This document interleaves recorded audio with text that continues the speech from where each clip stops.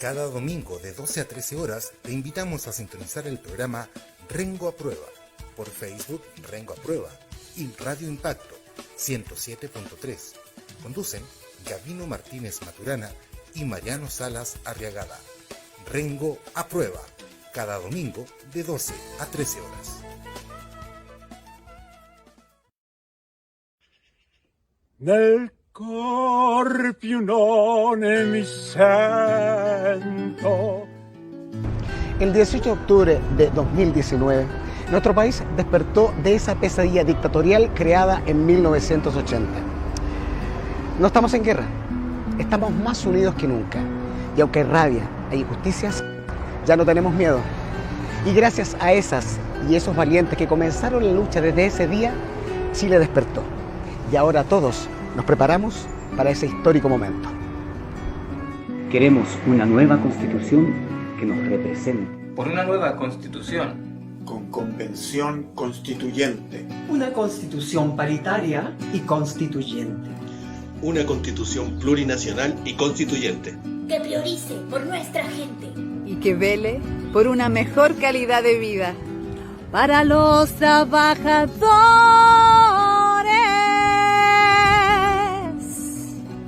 de todas las artes.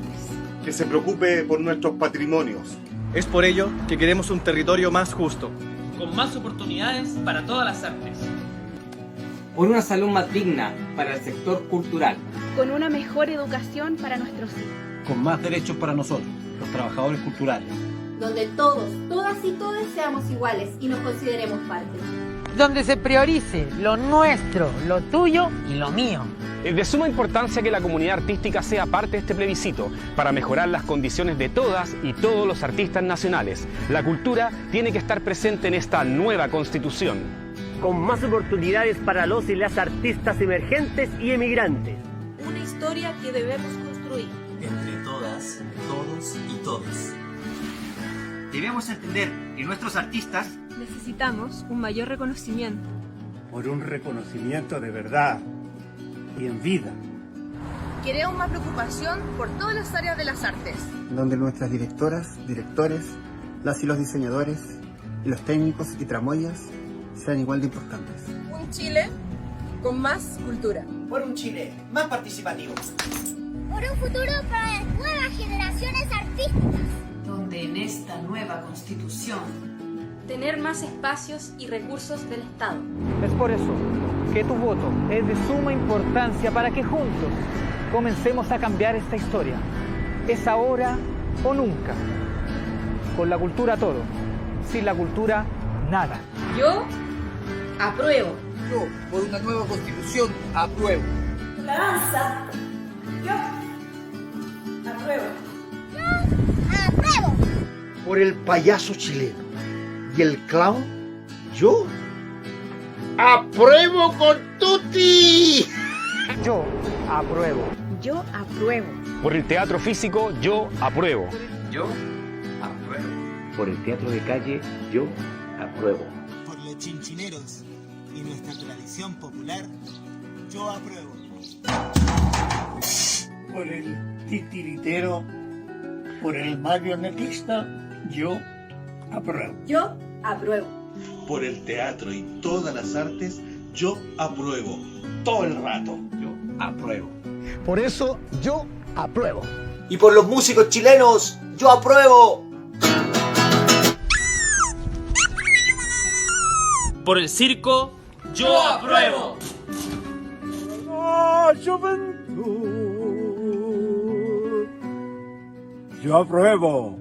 Convención Constituyente.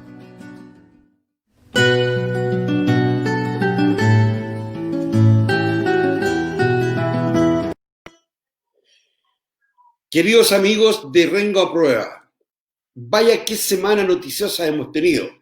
Una semana llena de cosas importantes y también cosas terribles. Quisiera partir señalando el desacuerdo y la falta de unidad de la oposición al momento de votar la acusación contra el ministro Mañalich, que está claro que su gestión fue una gestión mediocre, que no estuvo a la altura y que en definitiva los tribunales y el Ministerio Público tendrán que zanjar esta disyuntiva entre sancionar o no a Mañalich. En segundo lugar, señalar esta picantería, porque no se puede decir de otra forma, de Carabineros de Chile, que con una inteligencia mediocre, mentirosa y hasta con algunos elementos de terrorismo, ha infiltrado a un carabinero para que incite a la violencia en la hormiga Peñalolén. Me parece increíble que esto esté sucediendo en Chile, porque eso habla de que la reestructuración y la refundación de Carabineros es una necesidad y un clamor que se escucha en todas partes. Por otro lado, los informes respecto a los derechos humanos, el informe de Amnistía Internacional, que ha señalado de manera categórica que en Chile se ha violado de manera generalizada los derechos humanos.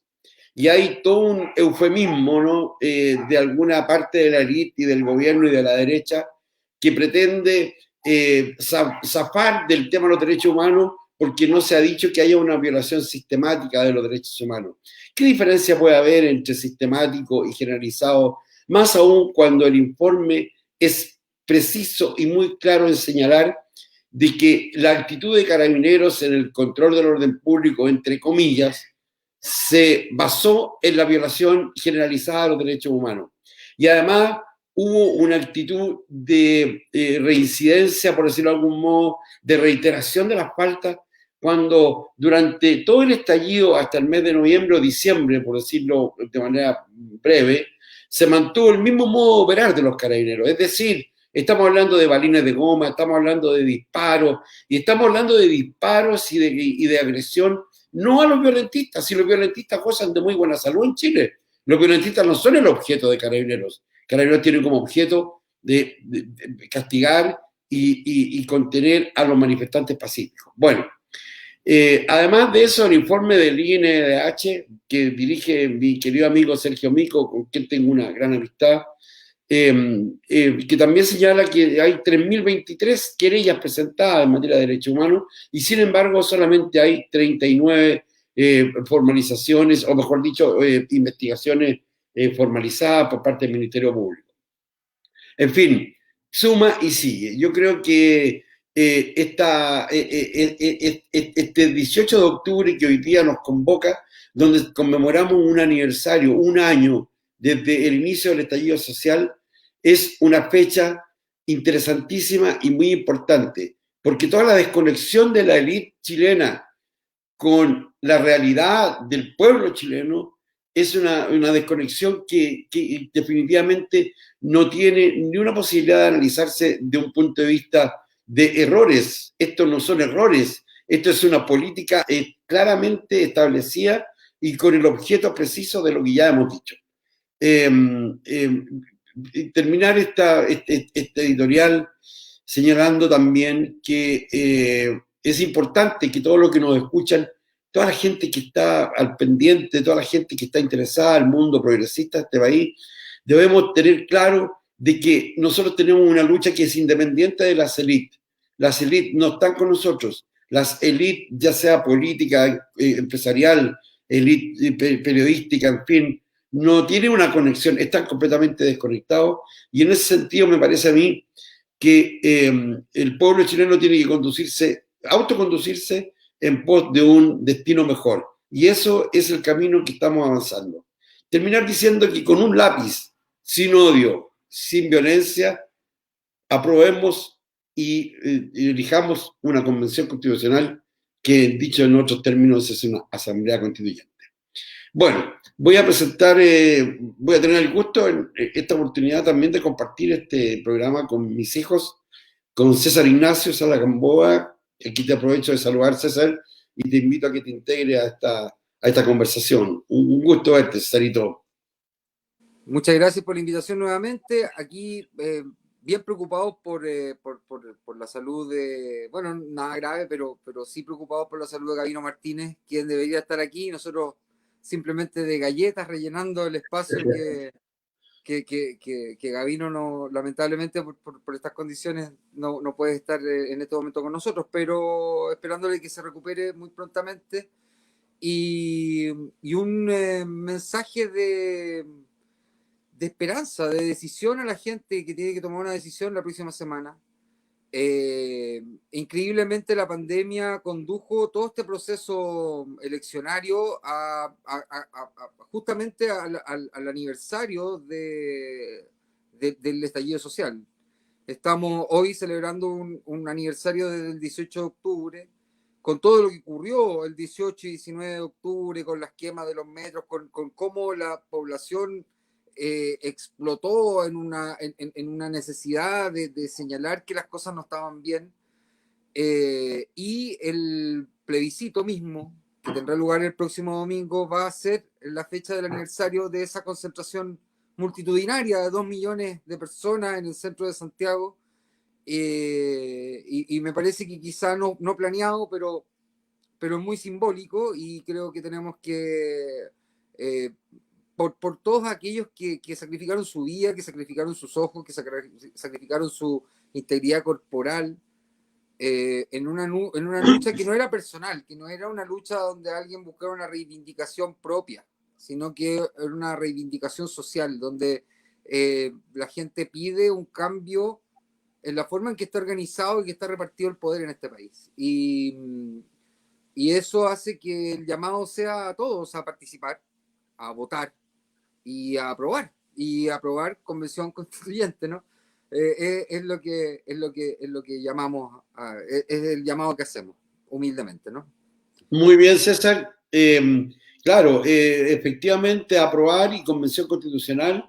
Y claro, el 25 de octubre es precisamente la fecha en que se conmemora la marcha más grande de la historia de Chile, según he leído de muchos analistas, donde no hubo banderas de partidos políticos, donde no hubo citas de ninguna parte de la élite chilena, sino que solamente el pueblo, príncipes, apajes, moros y cristianos, todos juntos. Ahí había gente de todos los sectores económicos, de todos los sectores políticos, así que conmemorar, y bueno, y los que somos creyentes, Dios sabe por qué hace las cosas, porque Dios sabe, porque el 25 de octubre se conmemora precisamente un año de aquella gesta maravillosa del pueblo chileno.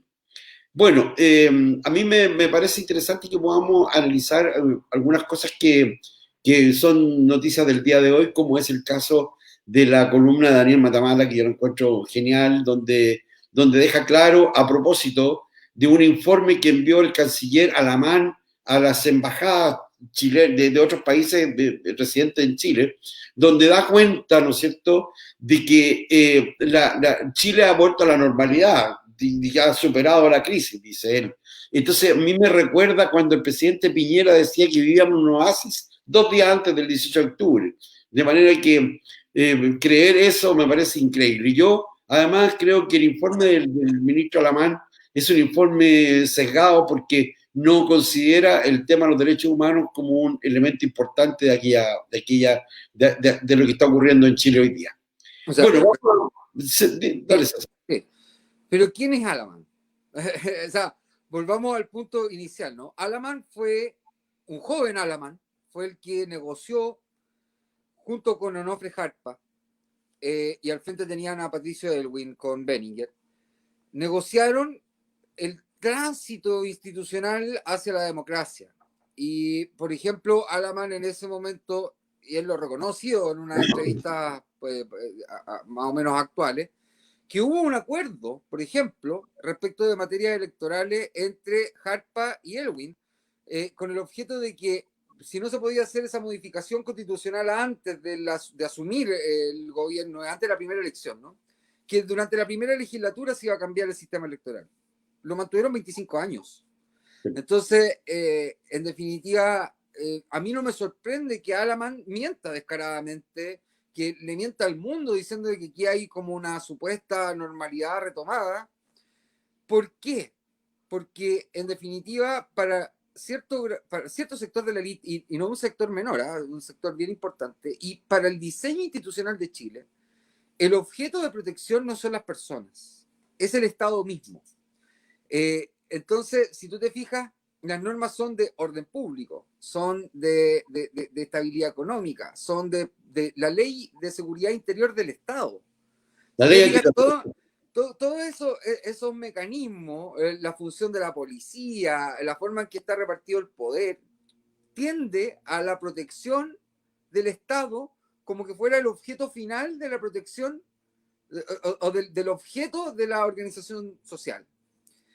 Claro, en la Constitución hay un articulito que dice que el Estado está al servicio de la persona humana, pero en realidad lo que deberíamos tener claro es que las normas están en pos de la protección de la persona. No hay orden público, no hay economía, no hay ninguna cosa que pueda justificar el que no respetemos los derechos de siquiera un ser humano. El ser humano está en el centro de la actividad pública y debe ser lo que guíe el diseño institucional de este país. Por eso es tan importante, por eso es tan bueno que la nueva Constitución vaya a partir desde una hoja en blanco. Porque si no, tendríamos que hacerlo a partir del diseño institucional. Le podemos hacer modificaciones, pero lo que hay que cambiar es el diseño mismo, es intrínsecamente la forma en que está diseñada la Constitución. Exactamente. Y poner la Constitución, poner el Estado, poner las policías, poner la economía, poner el orden público, todo en función de la persona. Y eso que tiene tanto que ver, ¿no?, con distintas teorías políticas a partir de los años, no sé, del 45 en adelante, desde la Segunda Guerra Mundial en adelante, algunos de énfasis más confesional, otros no confesionales, más socialistas, más, no sé, de distintas teorías políticas, tienden a poner el acento en la protección de la persona. Y eso está muy ajeno a nuestro ordenamiento constitucional y legal actual. Perfecto. Antes de presentar a Mariano, quisiera referirme brevemente a un video que anda corriendo por ahí del rechazo, ¿no? Que es un video que por supuesto tiene como objeto ir por la comisión mixta y no por la convención constitucional, porque según el video termina diciendo la hoja en blanco, y lo hacen una ironía que yo la encuentro patética, porque dice, la hoja en blanco es como dejar al negro Piñera a cargo del VAR. Y yo le digo, es como dejar a Sebastián a cargo del Tesoro Público, ¿no? Bueno, perdón, pero yo creo que pastelero tus pasteles, así que el negro Piñera lo haría bastante bien a cargo del VAR. De hecho, hubo varios bares dentro de su historia en Suecia. No lo hacía nada de mal, fíjate. Con su amigo Miguelo. Bueno, con mucho gusto voy a presentar a mi hijo Mariano Andrés, que se integra con nosotros ahora en este momento. Hola Mariano, gusto de verte, un abrazo lindo para ti. Un gusto para mí también estar con ustedes y con toda la tremenda audiencia que hemos logrado generar en este programa Rengo a Prueba, estimados. Profundizar un poco respecto a lo que estaban planteando. Hay hartos temas que han salido aquí. Efectivamente, ¿quién es Alamán? O sea, partamos por quién es Alamán. Alamán, aparte de toda la historia política que pueda tener, Alamán es el autor intelectual de la cosificación de la política chilena. Alamán creó un libro, un manual que ha seguido a la derecha de manera absolutamente a la pata, que se llama El Desalojo. Exacto. Un manual de desinformación, de generación de noticias falsas, de aglutinación de las élites económicas en torno a un objetivo de apropiarse del país con el objeto de sacar a las fuerzas más progresistas del gobierno. Entonces, ¿de qué estamos hablando? O sea, mira, de hecho, es tan así que Alamán, con su teoría del desalojo y lo que viene haciendo la derecha en los últimos, ¿cuántos serán? 15 años, yo creo que ellos profundizaron la crisis política, la política institucional, la profundizaron a partir de ese diseño de actuación política. Y claramente, yo lo he dicho en otras ocasiones, la derecha es muy responsable de lo que está ocurriendo. ¿Por qué? Porque un sistema que ya los beneficiaba, ellos hicieron abuso de ese sistema. Sí. Han hecho abuso de ese sistema, han hecho abuso de los beneficios, de los privilegios que establece el sistema institucional en favor de ellos. El hecho de que no hayan querido sacar a los senadores designados, sino hasta cuando ya eran mayoría progresista, Donde ya no les por convino. ejemplo, él es el gran ejemplo de cómo funciona la derecha, que ve en los réditos y en los resultados electorales el único objeto de la organización política en sí. ¿Ah? Entonces, ellos son muy responsables de lo que está ocurriendo en Chile y no pueden desligarse de esa responsabilidad. Exactamente. Recordemos que en el programa del presidente Piñera se establecía entre comillas, modernización tributaria del país, que en el fondo consistía precisamente en reintegrar los impuestos y hacer más regresivo el tema de las cargas públicas. Yo creo que ahí hay otra razón interesante, queridos hijos, para que la Constitución nueva se escriba en una hoja en blanco, precisamente porque ustedes saben que los impuestos son parte de una garantía o de una garantía del artículo 19, que es la igualdad ante la repartición de las cargas públicas, cosa que en Chile no ocurre, porque en Chile, en definitiva, el 50% de los tributos proviene del IVA, y el IVA ya sabemos todos, por una cuestión de regla 3 simple, matemática, que el principal soporte del IVA lo aporta precisamente a la gente más pobre, que no tiene posibilidad de ahorrar y simplemente tiene que consumir todo. Por lo tanto, una persona en Chile que gane desde 600.000 pesos hacia abajo tiene una carga tributaria con el IVA del 19%. En ese sentido, me parece a mí que es súper importante mencionarlo y súper importante que se aborde de manera adecuada en la Constitución. Está claro que al nivel de desarrollo que hoy día tiene Chile, los países de la OCDE, los países con los que nos gusta compararnos, tenían una tasa impositiva de 30%, nosotros tenemos 20%. Por lo tanto, claramente estamos atrasados y estamos al debe en el tema tributario. Exactamente. Oye, a mí me gustaría aprovecharme un poco de esta tribuna y aprovechar que estamos a 18 de octubre un poco para reforzar algunos de los conceptos que ustedes ya vertieron, que tiene que ver con este aniversario del movimiento, del estallido, de la rebelión social que se dio en Chile a partir del 18 de octubre y que tuvo como su máxima expresión el día 25 de octubre con esta marcha multitudinaria. Yo creo que si no hubiese sido por la pandemia, esto hubiese seguido con una escalada tremenda de movilización social, que era en el fondo un movimiento que no era constituyente en su inicio, sino que era un movimiento destituyente. Aquí quería que fueran todos, ¿cachai? Claramente. Pero quiero poner el énfasis un poco en lo que va a pasar después del plebiscito. Porque nosotros este próximo 25 vamos a votar si queremos una nueva constitución y cuál es el órgano que queremos que la redacte. En el entendido de que las fuerzas progresistas logran imponer la cordura y tenemos un proceso constituyente abierto con una convención constitucional, se abre un proceso que para Chile va a ser maravilloso, que es un proceso en el cual vamos a tener que juntarnos todos a ponernos de acuerdo en el país que queremos proyectar. Porque aquí no solamente bastan las banderas de la lucha social, lo que hemos visto en la calle, no, aquí nosotros tenemos que fijarnos en cuál es el país que queremos. Y ese país que queremos, a propósito de la forma en que se va a constituir la Constitución con este 2/3 y con la forma de fijar los acuerdos en la Convención Constitucional, aquí hay un tema muy simpático, que es que muchas de las instituciones democráticas o de las instituciones sociales, de las demandas sociales, van a quedar entregadas a la definición de un próximo parlamento. Y es precisamente, yo creo, ese uno de los temas esenciales de la nueva Constitución. ¿Cómo configuramos la institucionalidad democrática en un futuro parlamento?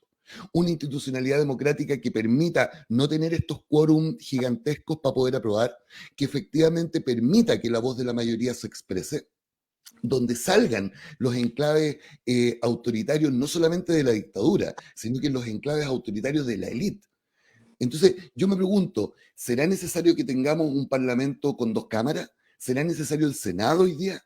¿Será a lo mejor necesario que tengamos un parlamento unicameral con mucha mayor cantidad de parlamentarios que nos permitan asegurar una representación real de las mayorías y de las minorías, que no tenga estos ejercicios de sobrerepresentación o subrepresentación de alguna partida, de algún partido político, y que permita efectivamente ir desarrollando los cambios a medida de que Chile avanza y evoluciona? Mira, Sí, disculpa, yo al respecto de eso, ¿no? Yo creo que hay una discusión que es incluso previa a respecto de cuál va a ser el sistema electoral que nosotros vamos a elegir, si tenemos una cámara, dos cámaras, o cuántos representantes, o qué tan corregido un sistema proporcional de elección de los representantes, sino que tiene que ver con una mayor conexión entre el espacio del espacio electoral y la comunidad local. Yo creo que la gracia que tiene la hoja en blanco es que nos va a permitir de nuevo establecer cuál va a ser la organización territorial. Y eso es fundamental, fundamental. ¿Ah? Vamos a mantener estas regiones que tenemos, vamos a volver a 54, a 56, a 62 provincias, vamos a tener departamentos nuevamente, vamos a seguir en esta lógica donde en definitiva el pequeño gobierno local es municipal, pero en definitiva todas las decisiones de inversión pública pasan por un gobierno central de la capital regional. Vamos a eliminar las regiones. ¿Qué es lo que vamos a hacer? Eso es muy importante porque va a establecer cuál va a ser la unidad de medida que va a tener el sistema electoral. Yo soy partidario de que volvamos ojalá lo más cercano a las comunas, pero no comunal, porque tampoco pueden ser 360 y tantos distritos electorales. Obviamente tenemos que aglutinar estas comunas, pero tienen que tener un criterio territorial. O sea, yo soy un convencido de que deberíamos basarnos en nuestra geografía y que en definitiva una repartición territorial, una división administrativa tiene que ver con, no sé, con los ríos, con las cuencas, con la cuenca del Cachapoal, con la cuenca del Tinguiririca, con la cuenca del Maule, entonces a partir de una realidad geográfica establecida, porque en definitiva estas cuencas sí tienen una importancia geográfica, en definitiva por ahí determinar cuáles van a ser los límites de esta organización territorial. Pero yo creo que tenemos que, no podemos pensar así como, bueno, ¿qué va a pasar con la sexta región? ¿Qué va a pasar con la provincia? ¿Qué es lo que va a pasar? No, tenemos que redibujar la forma en la cual organizamos el poder desde la territorialidad. Y ese es un proceso, yo creo que va a ser fundamental en tener una constitución que nos represente por los próximos 40, 50, 100 años. Va a depender mucho de cómo hagamos ese diseño en particular, de cómo vamos a repartir el poder territorialmente. Porque si hay algo que todos queremos es mayor democracia territorial, es decir, que las decisiones se tomen por la gente a la que las afecta, que no vengan tomadas desde el gobierno central o desde la capital regional. Y eso, para que eso ocurra, es importante que nosotros determinemos cuál va a ser la forma en que vamos a repartir el territorio. Claramente. Yo creo que eso es fundamental. Es correcto eso, además que esa división por cuenca yo creo que tiene mucho de lógica, porque tiene que ver también con la realidad potencial económica de cada región. Es decir, no es lo mismo la cuenca del Maule con la cuenca de la Concagua, no son cosas tan distintas y que en definitiva tienen que tener un gobierno distinto que esté adecuado a la realidad poblacional y territorial. Es claro entonces que en materia de división político-administrativa yo creo que ahí van a haber algunas novedades. Yo creo que hoy día escuchaba una doctora hablando sobre el tema del control de la pandemia y la forma como se ha manejado el tema. Claramente que el hecho de tener tan concentrado el poder en las decisiones de Santiago, obviamente que se transforma la administración de cualquier cosa en este país en algo pesado, algo que no es ligero, algo que en definitiva no está sintonizado con la realidad de cada comunidad o de cada sector. En ese sentido, creo yo que tenemos que transitar desde un país, de un sistema de gobierno presidencialista concho como el que tenemos, a un sistema semipresidencialista que permita que haga viable los gobiernos, ¿no? Que lo haga viable. Porque hoy día, por ejemplo, tenemos un gobierno que, si no fuera porque hay algunos diputados discos que se prestan para el juego de la derecha, no podrían en realidad hacer transformaciones. Vale la pena recordar al diputado Silver, al diputado Auti, a Loreto Carvajal, en el tema de la acusación constitucional contra Mañalich, que es una vergüenza y que yo creo que todo Chile debe tenerlo muy claro, porque ese tipo de personajes no pueden estar representando a ninguna ciudad y a ninguna región de este país. Mariano. Mira, yo la verdad creo que la pelota está en la cancha de la ciudadanía. Hoy día nosotros estamos a puertas de que la ciudadanía pueda lograr una cuestión que a nivel mundial es inédita, que es en el fondo acordar un proceso constituyente con participación ciudadana, paritaria, idealmente con escaños reservados para los pueblos indígenas y con escaños reservados para la gente con problemas de discapacidad. Pero la verdadera pelea viene después. La verdadera pelea está en abril. La verdadera pelea está en octubre. Es ahí donde la ciudadanía tiene que efectivamente golpear el tablero y hacer carne este movimiento destituyente. Si en el fondo si nosotros creemos que el proceso constitucional va a estar cooptado por los partidos políticos, somos nosotros los que tenemos que votar por candidatos independientes. Si nosotros creemos que los parlamentarios actuales, como los que tú mencionabas,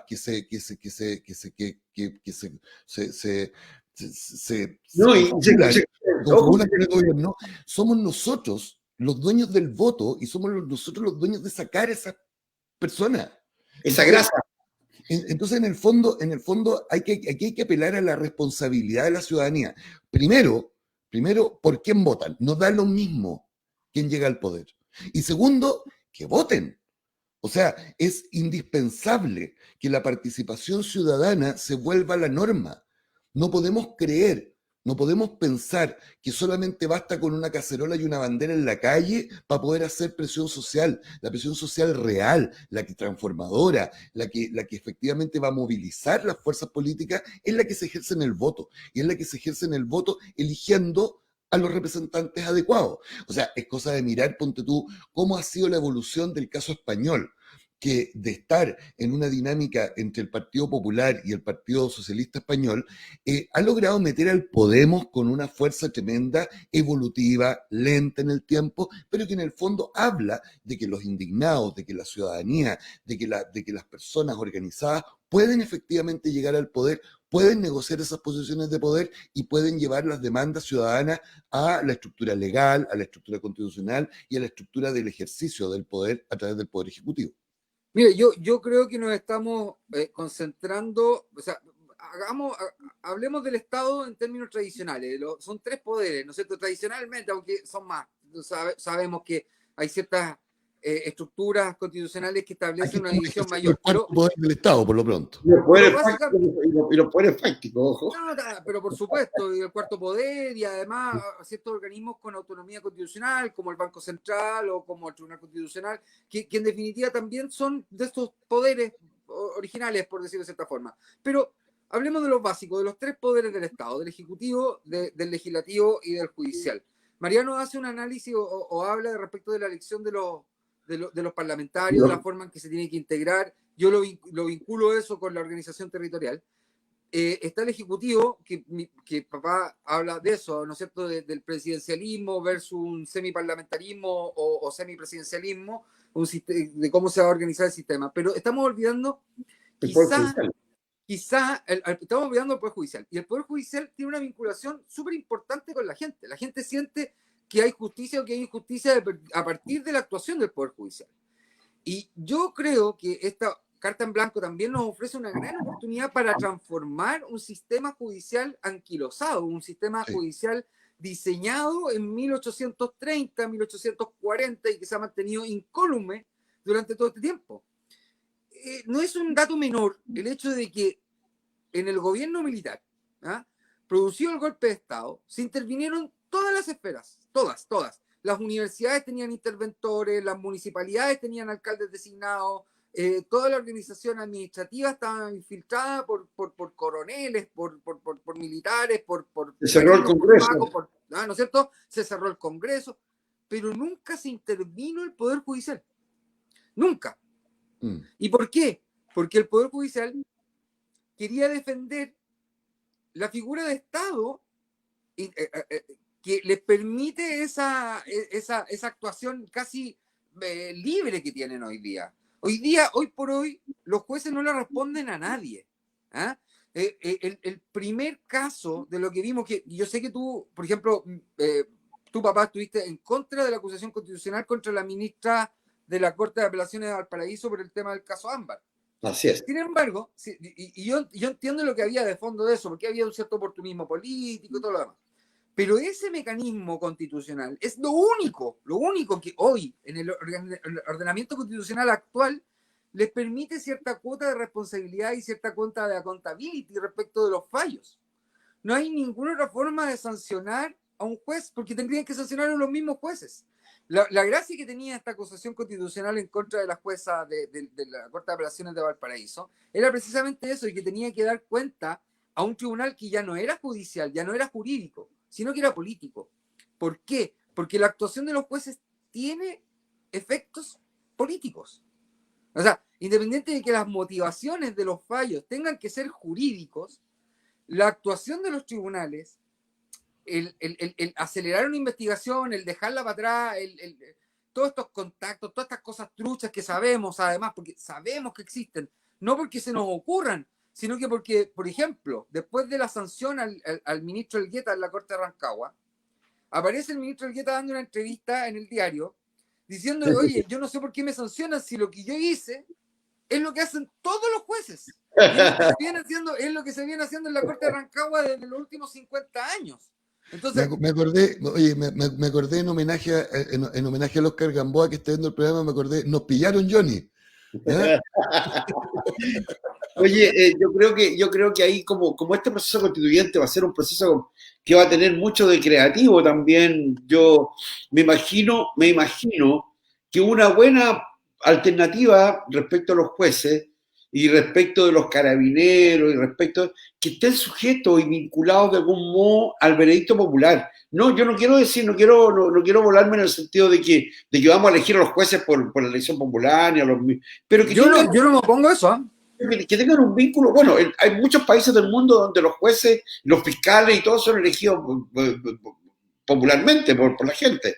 Estados Unidos, que es como la cuna de la democracia, por decirlo de algún modo. Sin embargo, creo yo que hay sujeción de algunas autoridades, de algunos poderes del Estado, que hoy día son independientes y no le rinden cuenta a nadie. Yo creo que ahí hay un tema para discutir en el tema constitucional.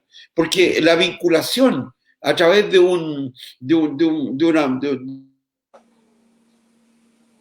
Se nos pegó. Sí. Sigue tú, César, yo voy a... Ya, mira, yo lo que quiero decir es que yo creo que hay que mirar un poco más afuera de la caja. ¿Ah?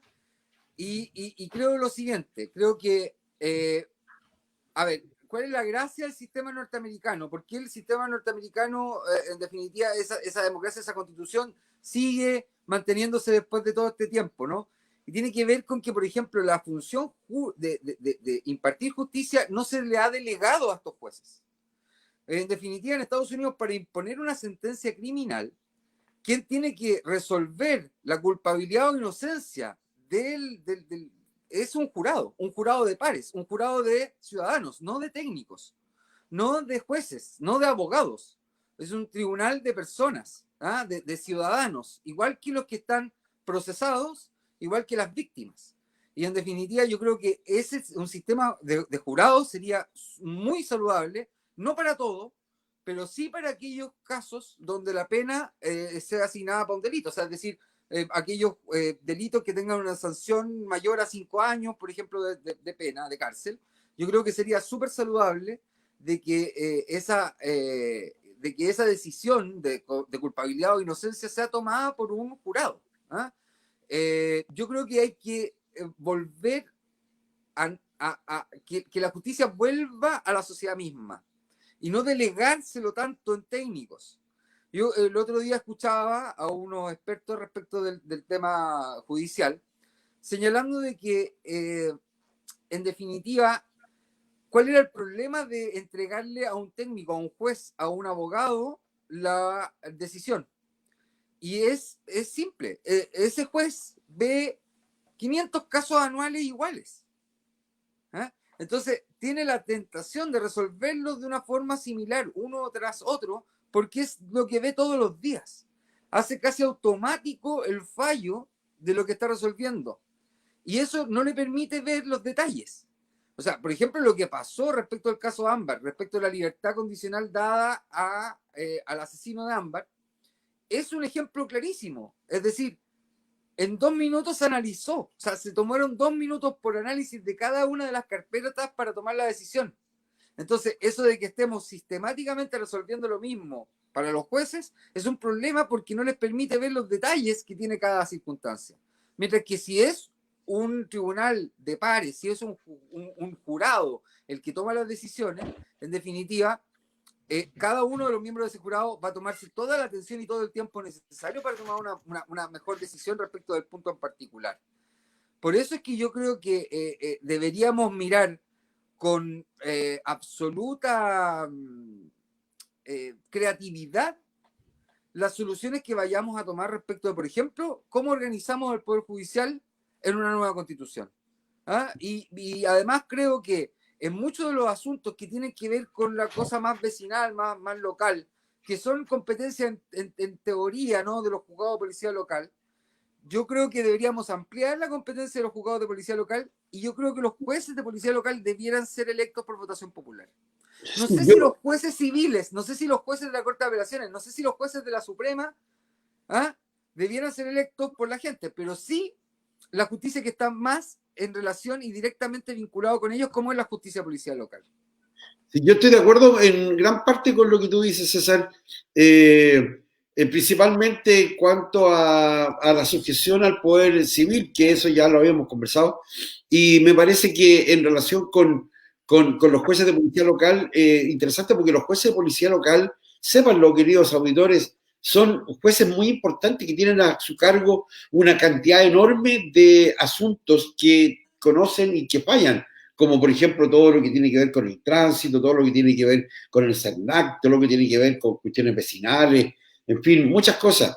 Lo otro también, Mariano, yo creo que sería interesante también que fuera parte de esta modificación del Poder Judicial, en darle mayor importancia al arbitraje, que es una cosa que es súper importante porque descongestiona los tribunales, hace más ágil la administración de justicia y en definitiva permite que la gente solucione sus problemas de otra forma, no a través de un juez y a través de procedimientos que son eternos, que duran mucho tiempo y que en definitiva cuando la justicia tarda no es justicia, ¿no? Y eso está claro.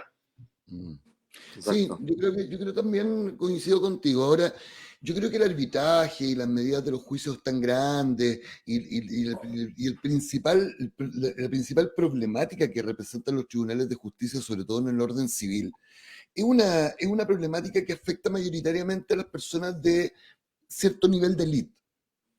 Porque ponte tú, no sé, pues, el 80% de las personas de Chile que ganan menos de 160 lucas per cápita no van a llegar a un arbitraje y no van a llegar a tribunales. O sea, son personas que no tienen acceso realmente a ese tipo de justicia civil. Por lo tanto, en el fondo, yo creo que podríamos buscar esa forma. A mí lo que me preocupa de esta nueva Constitución, y que es un tema que me gustaría también dejarlo lanzado, es toda esta discusión que se ha generado a partir de las libertades. No, es que, mira, yo quiero conservar esta Constitución porque esta es una Constitución que garantiza la libertad de emprender, la libertad de educación, la libertad de salud. Y yo creo que hay que develar un poco que aquí hay una mentira, una gran mentira. O sea, todas las libertades que se establecen como derecho a elegir en esta Constitución son libertades con ticket. O sea, si tú tenías las lucas para poder comprar tu libertad, eres libre. Si no, para comprar tu salud, para comprar tu educación, para comprar, en definitiva, todo lo tienes que comprar. O sea, el derecho a elegir no tiene que ver con que están las opciones ahí que tú puedes escogerlas, digamos, de acuerdo a tu voluntad, es de acuerdo a tu capacidad económica. Y esto es claramente una aberración y que son cosas que hay que corregir. Sobre todo con cosas que son... yo siendo ciudadano, como la justicia, como esas cosas, ¿no? Como la educación, como la salud. Yo siendo ciudadano de a pie, no teniendo las lucas necesarias como para invertir en un gran tratamiento del cáncer en una clínica privada, en realidad no tengo derecho a elegir. Y no tienes derecho a mejorar. Sí, y espérate, el problema es mayor porque quienes tienen que hacer el diagnóstico, ¿no? Quienes tienen que, hoy, en el ordenamiento actual que tenemos, quienes deciden estas políticas, tienen una total desconexión con la realidad. Lo que Daniel Matamala escribe hoy día, ¿no es cierto? Mira, yo aquí tengo una parte, quiero leer esto. Interesantísima la columna de Daniel Matamala, recomendada, pero de todas maneras. Sí, mira, dice que dice que para la élite, ¿no es cierto?, se hizo un estudio, ¿no?, de 39 líderes de opinión, teóricamente las personas mejor informadas del país, 70% de ellos en el mundo empresarial contestaron ¿cómo creen que es Chile?, dice Daniel Matamala. Dice, para ellos solo el 25% de los chilenos vive con menos de 160.000 per cápita. Y en realidad, el 77% de los chilenos vive con menos de 160.000 pesos per cápita. También calculan que el 18% de las personas recibe más de 800.000 pesos al mes. O sea, el 18% de los chilenos recibiría más de 800.000 pesos per cápita al mes. Y en verdad, el grupo es de apenas el 3% de los chilenos viven con más de 800.000 pesos al mes. ¿Ya? Dice, la élite estima que las viviendas de comunas de estratos populares valen 1/8 del precio de aquellas comunas acomodadas. O sea, que la diferencia es, si una vivienda pobre vale 10, la vivienda más rica vale 80. Bueno, en realidad, la diferencia es que si la casa pobre vale 10, la casa rica vale 390. Es 39 veces la diferencia en el precio entre una casa de un barrio pobre al precio de una casa en un barrio rico. O sea, estamos hablando de ese nivel de desconexión entre quienes toman hoy las decisiones y el pueblo. Entonces, claro, resulta ser que si esa gente tiene que tomar una decisión y dice, oye, no, pero si mira, la gente en realidad estamos en un oasis, vivimos en un país maravilloso, donde el 20% de los chilenos vive con más de 800 lucas al mes, donde la gente pobre realmente es muy poca. Claro, ahí esas libertades que Mariano habla de los derechos con ticket, ¿no? Claro, ahí sí, ¿ah? Si la realidad fuera lo que la élite cree, entonces, claro, habría espacio para que esas libertades donde tú podías elegir porque tenías la plata, se pudieran ejercer. Pero en este país, la gran mayoría de este país no tiene acceso a nada. Nada. Es súper interesante lo que desarrolla Matamala. Yo creo que es un gran periodista él, porque él no hace un diagnóstico. El diagnóstico está hecho por mucha gente. Lo que él hace es analizar la desconexión, el divorcio de las élites respecto a la gente, ese desconocimiento que quedó tan graficado con esa célebre frase del ministro Mañez cuando dijo, yo no sabía del hacinamiento, yo no sabía de esas cosas, ¿no? O como cuando dijo que se le había derrambado como un castillo de naipes toda su estrategia, digamos, respecto al coronavirus. Oye, bueno, Alamán acaba de mandar un informe donde dice que Chile volvió a la normalidad. ¿De qué me estáis hablando? Sí, por eso Alamán. ¿Qué conexión? Absolutamente desconectado. Y no solo, ojo aquí, yo creo que es importante señalar, y dije, no es solo una desconexión de Piñera y del gobierno, es una desconexión de toda la élite. Oye, por favor, también la gente de la izquierda también están desconectados absolutamente. Si no hay ningún solo diputado que viva de Plaza Italia para abajo. Todos viven en los barrios altos. Yo no tengo problema que la gente tenga dinero, que tenga casa y todo. Pero cuando soy servidor público, tienes que no solo tienes que ser, sino que tienes que parecer. ¿no? Lo que pasa es que es lo que le falta calle. Le falta conexión con la realidad. Mire, yo me acuerdo que cuando recién se desconfinó después de no sé cuántas semanas el centro de Santiago y Estación Central, Independencia, salieron todos de cuarentena y pasaron una etapa de transición. Y había una cantidad de amigos de izquierda, progresistas, que criticaban el afán consumista de esa gente que hace fila fuera de Mace comprando cosas qué necesidad, que no son de primera necesidad esas cosas. Oye, la desconexión total con la realidad. La gente va a Mace no porque quiera comprar, no sé, un mueble nuevo para su casa. Compran ahí porque son distribuidores. Pues ellos comercializan y con eso viven. O sea, la cantidad de gente que tiene autoempleo, la cantidad de gente que vive del comercio informal, la cantidad de gente que vive del comercio ambulante en este país, es impresionante. Y no vamos a tener nunca un sistema previsional sano que dé pensiones dignas si es que no tenemos clara realidad y conciencia de que un cuarto o quizá más de los chilenos no tienen acceso a un empleo formal, que no tienen pago de cotizaciones previsionales, que no tienen pago de cotizaciones de salud. Ahora, si a eso tú le agregas que el Estado es el Estado, con todas sus organizaciones, municipalidades, con el Seremía y todo su aparataje, es uno de los peores empleadores en Chile, y que durante los últimos 30, 35, 40 años, la mitad de la masa, o quizá un poco menos, pero la mitad de la masa funcionaria del aparato del Estado lo hace a través de honorarios. Sí, es verdad. Los dejan completamente sin posibilidades de tener previsión para tener una jubilación, sin posibilidad de tener una previsión de salud. Ahora hemos corregido eso y lo hemos obligado a cotizar, una cosa que va a ser progresiva, que de aquí a 3 años nos va a llevar a un nivel de cotizaciones obligatorias respecto de lo que nosotros generamos como honorario. Pero en definitiva, si en definitiva el honorario va a tener que pagar cotizaciones, ¿cuál es la justificación para que sigamos permitiendo que vinculaciones que son evidentemente subordinadas, evidentemente bajo la forma de entender el trabajo, ¿no? Subordinación y dependencia del Código del Trabajo, estamos permitiendo que se sigan manteniendo honorarios trabajadores que deberían estar o contratados bajo el Código del Trabajo o con alguna de las otras formas que establece el servicio público, contrata, planta o subrogante? Y eso tiene que ver, queridos míos, y eso tiene mucho que ver con la lógica de los gobiernos neoliberales, donde el problema no es mi problema, es tu problema. O sea, el hecho de que nosotros hayamos generado la reactivación económica en proceso de pandemia, usando nuestra propia plata, ¿cachai? Es como que yo vaya y te diga la hora usando tu propio reloj. Claro, exactamente. O que yo te vaya a regalar lo tuyo, más o menos, una cosa así. Pero ojo con eso, porque es impresionante y es una bofetada para todos aquellos que dijeron que se iba a quemar Chile y todo lo demás. Pero ¿qué cosa es la bofetada? Que la gente, o sea, porque mucho se critica el consumismo, esto, lo otro. ¿Sabes qué hizo la gente con la plata que recibió el 10%? Pagó deudas.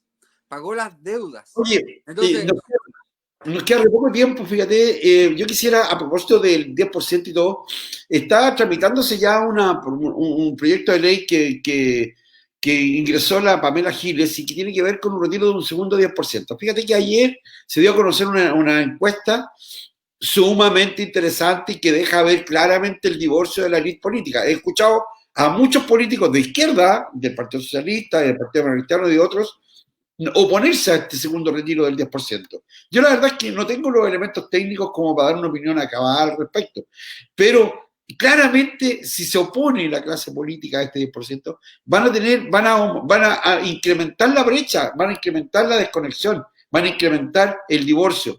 Fíjate que el 85% está dispuesto a retirar el segundo 10%, y el 81% cree además que no le importa que se quede sin plata, es decir, contra un 10%. Ahora es un tema que va a sacar chispa y va a ser un tema que va a encender la discusión claramente en los próximos días.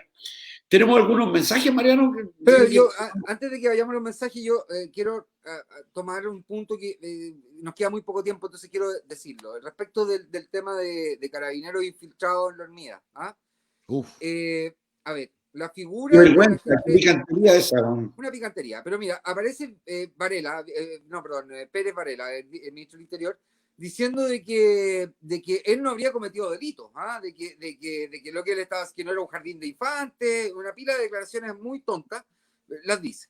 Bueno, lo cierto es que la figura del agente encubierto en la ley de inteligencia no establece ninguna causal de eximente de responsabilidad penal. Y de hecho, es más, lo que dice la ley es que los organismos y servicios de inteligencia y sus integrantes deberán sujetarse siempre en el cumplimiento de sus objetivos y funciones a la Constitución política y a las leyes de la República. Sí, porque su función es... Solo hay un eximente en el caso de agentes encubiertos que está dado por la ley 20.000, por la ley de drogas. O sea, cuando el agente infiltrado tiene que cometer un delito dentro del marco de la ley de drogas, entonces tendrá un eximente de responsabilidad. Pero en este caso no por la ley antiterrorista hay un eximente de responsabilidad criminal. Por lo tanto, ¿qué es lo que vemos? Vemos suplantación de identidad, porque en definitiva no es que la identidad sea creada, sino que le dieron papeles falsos a un carabinero para que se hiciera pasar por otro tipo del norte. Me acordé cuando Pinochet usaba nombres falsos también. José Ramón. Bueno, Daniel José Ramón de las cuentas en el RIX. La cuenta en el Banco RIX. Bueno, vamos con los mensajes, pues, Mariano, ¿te parece? Vamos. Mira, Óscar Gamboa nos dice, ¿estallido social o rebelión? El estallido social ocurre en un momento, la rebelión es un movimiento persistente. Bien, Gamboa, muy bien, cuñado, ex cuñado, perdón. Jorge Quesada Bugueño dice, yo rechazo. Bueno. Está bien. Está bien. Cristina Muñoz nos dice, yo pienso que deberían pasarle volantes para la tercera edad y los que no entienden cómo tener que votar, ya que mucha gente no sabe cómo hacerlo. Y efectivamente aquí tenemos un problema que ha sido la pandemia, que no nos ha dejado hacer los mecanismos tradicionales de campaña. De puerta a puerta, de boca. De volantes y todo.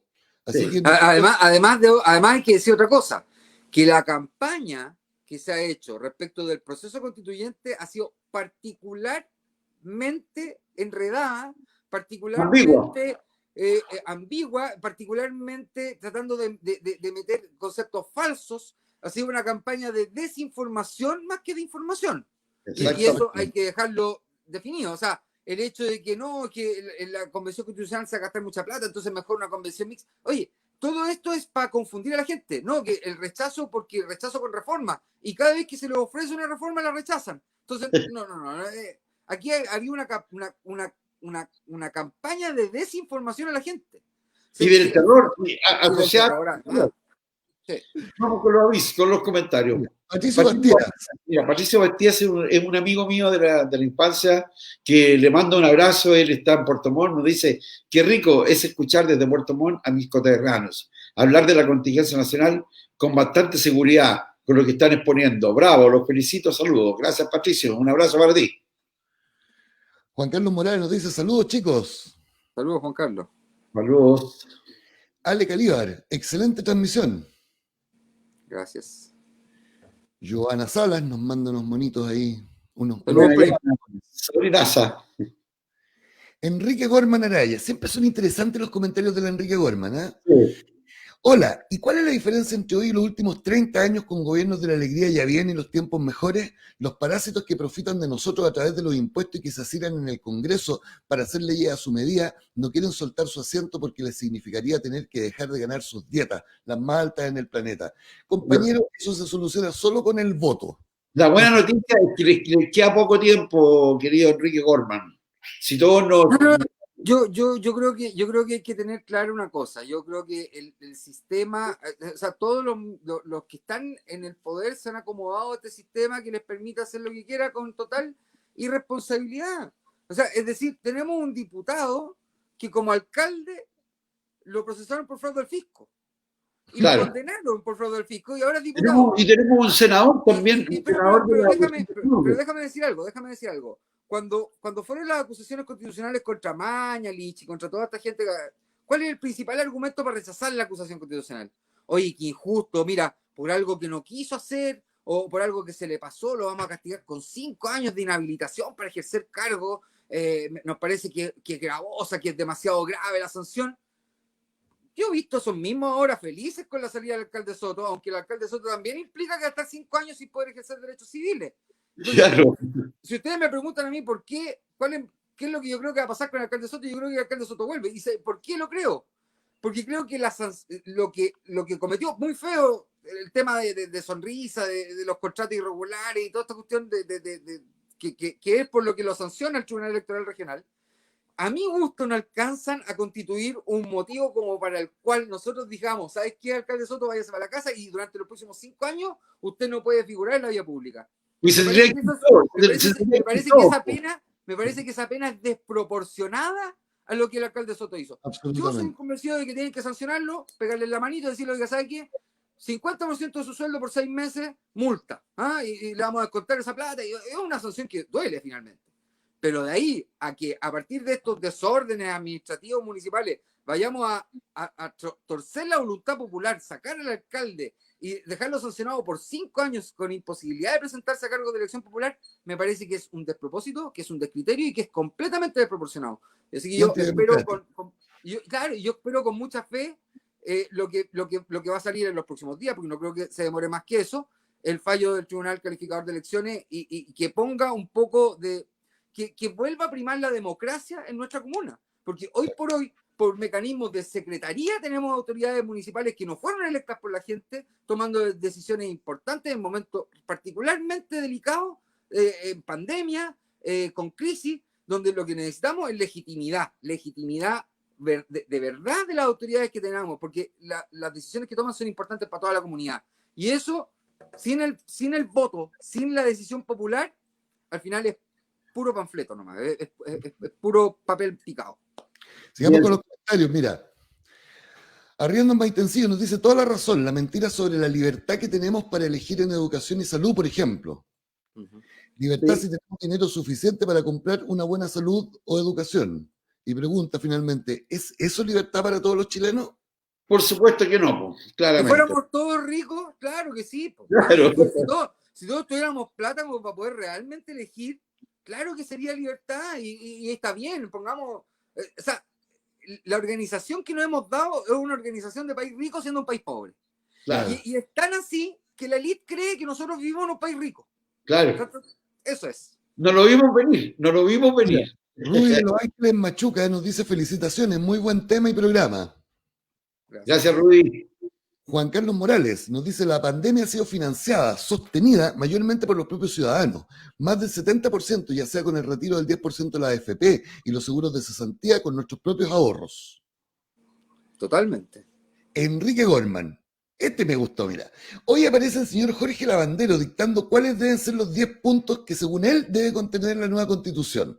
Les recuerdo que hace algunos años fue imputado por abuso de menores y que en un juicio abreviado, el cual no declara la inocencia del imputado, salió sin condena. Si él va a ser un constituyente, Dios nos pille confesados. Mira, yo en particular, aquí quiero hacer un punto. El juicio abreviado no pero mira, quiero hacer un punto fuera del juicio abreviado. Bueno, ya va. Tiene que ver con Lavandero. Tiene que ver con la, como dijéramos, soberbia intelectual de algunos iluminados que pretenden que desde los teclados de sus computadores ellos van a definir el futuro de Chile. Claro. El mismo decálogo que mandó a Piñera, el mismo decálogo que está haciendo Jorge Lavandero, no va a faltar, algún partido político, bueno, la DC yo entiendo que también tiene un decálogo armado respecto de lo que tendría que ser esta nueva Constitución. Oye, ¿cómo le ponen el verbo tener? Si aquí los que van a definir el contenido de la Constitución es la gente. No. Esa es la gracia, porque lo que va a ocurrir en definitiva, queridos hijos y auditores, es el ejercicio de la soberanía en términos puros y exactos. La soberanía.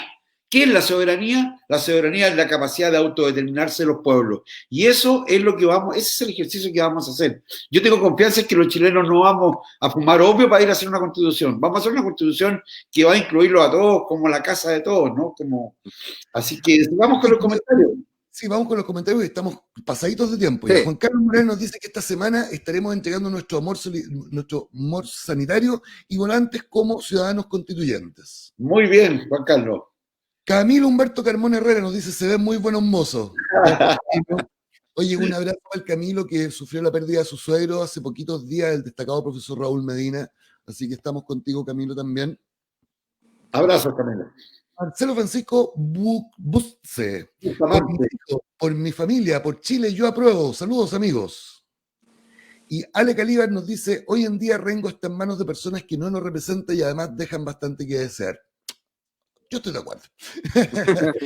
Oigan, queridos contertulios, estamos al tope de la hora. Este, además, ha sido el último programa de un ciclo de programas informativos que hemos estado desarrollando a través de esta plataforma de Rengo Aprueba, a través de Opínalo, a través de la plataforma cedida gentilmente también por el alcalde Carlos Soto alcalde, y por la Radio Impacto, donde hemos estado difundiendo contenidos que tienen que ver con esta nueva constitución y con el proceso constituyente que vamos a vivir a partir del 25 de octubre. Nosotros vamos a... Te voy a dejar el espacio, padre, pero nosotros terminamos este ciclo el día de hoy, lo que no indica que vamos a seguir efectivamente. Mira, aquí de hecho nuestro querido amigo Carlos Soto nos está hablando, muy buen programa. Muchas gracias, Carlos. Pero esto no significa que nosotros no vamos a seguir con esta dinámica del país que queremos y a partir de terminado el plebiscito seguiremos en un nuevo programa ya proyectando el contenido, ya proyectando lo que van a ser la elección de los constituyentes y metiéndonos, por supuesto, con el dedo en la llaga en todos estos temas políticos que son tan interesantes para la comunidad. Es muy importante además señalar de que después que terminemos esta batalla, por decirlo de algún modo, del 25 de octubre, tenemos que empezar la de verdad. ¿Cuál es la de verdad? Es hacer que los independientes, hacer que la comunidad, hacer que los vecinos, hacer que la gente de los territorios tenga participación. Los políticos y los partidos políticos tienen una prueba de fuego. Si no entienden que deben darle cabida a la comunidad organizada, entonces simplemente se van a sucumbir en una suerte de desprecio absoluto. Bueno, sí, yo quiero despedirme de la gente también. Ha sido un honor estar en este programa estas últimas 2 ediciones y claramente en la medida que así se requiera vamos a seguir discutiendo respecto del ya clivaje propiamente tal constitucional.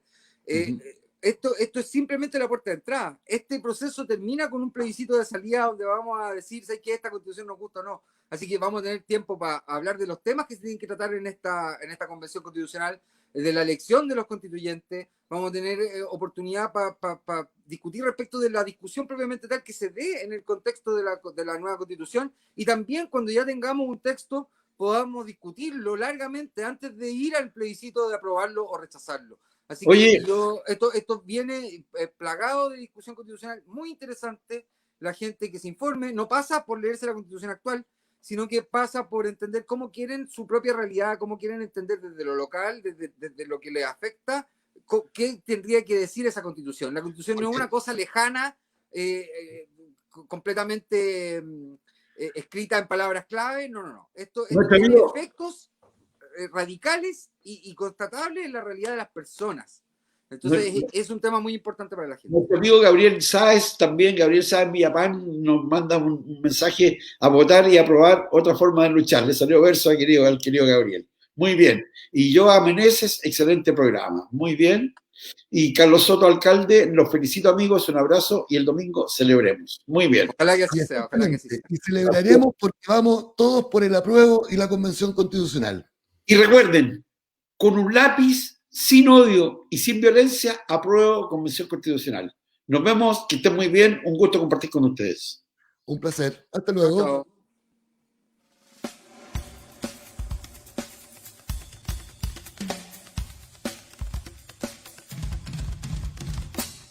Cada domingo de 12 a 13 horas te invitamos a sintonizar el programa Rengo Aprueba por Facebook Rengo Aprueba y Radio Impacto 107.3. Conducen Gabino Martínez Maturana y Mariano Salas Arriagada. Rengo Aprueba, cada domingo de 12 a 13 horas.